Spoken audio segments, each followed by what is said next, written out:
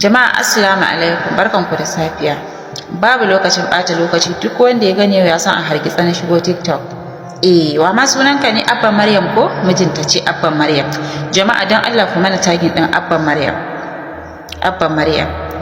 Na rantse da girma Allah duk ranar da na ƙara posting ka zo comment ina kai min wannan comment din sai na yi blocking ɗinka. Sai na sa ka a blocking. Ka gane ko? Kake cewa wai na ce duk arewa babu celebrities wanda yake follow back din mutane irin zango. Irin yaya Adamu ka ce wai kuma babu wanda ya kai shi aure saki nashi ka sani. Nashi ka sani ka bari ka ga ya rayuwar ka zai yi nan gaban. Sabida 100% yanzu maza wallahi 80% na rantse maka da girman Allah suna sakin mata. Suna sakin mata. Kuma mu mun gani mu shaida ne. Suna sakin mata. Haka su ma matan ba zan ce maka in yi jam'u duka maza ba duka ba, akwai na kirki akwai na gari, amma na banzan sun fi yawa. Haka matan ma su ma matan ma lalatattun sun fi yawa. So ni ba na jam'i, wanda ya min shi nake mawa. Ka gane ko? Yanzu dan mace ta yi aure 10 sai a ce babba ba za ta samu mijin aure ba. Na rantse da girma Allah idan mace ta yi aure 100 sai ta samu mijin aure. So haka shi ma zango, ko dan kun ga celebrities ne shi yasa kuke yawan dora laifin a kansa.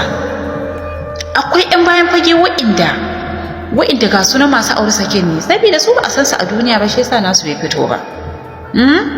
So be careful, wallahi tallahi ka kiyaye. Na rantsi ma da girman Allah ka ƙara min wannan comment din sai na yi blocking ɗinka, ba na jurewa. Ka fahimta ko? Shi yasa na ce bari ma reply sabida ka sani. Ku min tagin dan Allah, ku min sharing ya je Abban Maryam mijinta ce. Ku min tagin din shi, ku min sharing ya sakon ya kai masa.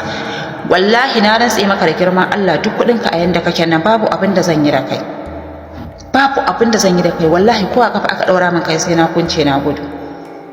A yanda kake din nan ku kalle shi fa, ga hoton shi na saka muku, ku kalle shi ku gani.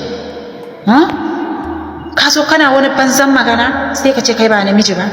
Baka san yadda rayuwanka za ta kasance ba. Allah ya haɗa ka da mace mare kirki ka sake ta, Allah ya ƙara haɗa ka da mace mare kirki ka sake ta, Allah ya ƙara haɗa ka da mace mare kirki ka sake ta. Na yi imani har ga Allah, har idan ka ga a yanda ne deciding cewa idan ka ga namiji ya saki mace ya koma yana bibiyanta, to shi ya zalunce ta. Idan kuma ka ga mace ta fito gidan mijinta ta koma tana bibiyan shi, to na rantse da Allah ita ta zalunce shi. Ita ta zalunce shi. Duk inda aka cuce ka baka marmarin ka koma wannan wuri. Hope ka gane me nake nufi ko? Ba zagi na zo in yi ba, amma idan ka ƙara zan kai ga zagi, saboda akwai masu ganina da mutunci da yawa. Ba na zagi, kar ka ƙara. Idan za ka zo comment ina ka yi min fata alkhairi a posting ɗin, duk posting ɗin da na yi ba na son bad comment. Kar ka ƙara. Idan ka ƙara billahi lazi ba na jin kunya zan yi zagi. Na faɗa maka, ku yi min tagging, ku min sharing dan Allah ya kai war Abban Maryam mijinta ce.